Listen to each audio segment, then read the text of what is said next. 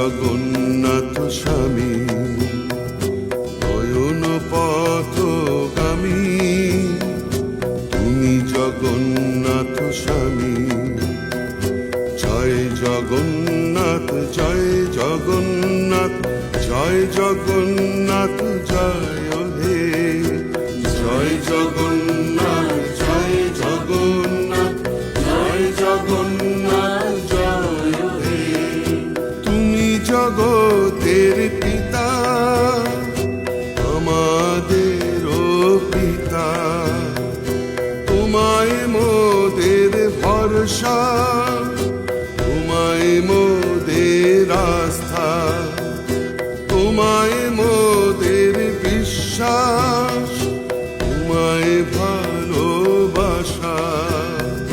পুণ্য করো পুণ্য করো পুণ্য করো পুণ্য করো, ধরায় এসো ধরায় এসো ধরায় এসো ভালোবেসো।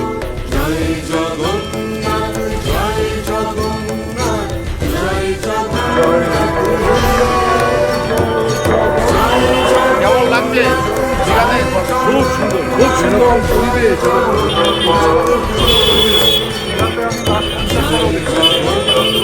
একটা নতুন রয়েছে তার মধ্যে তাই তো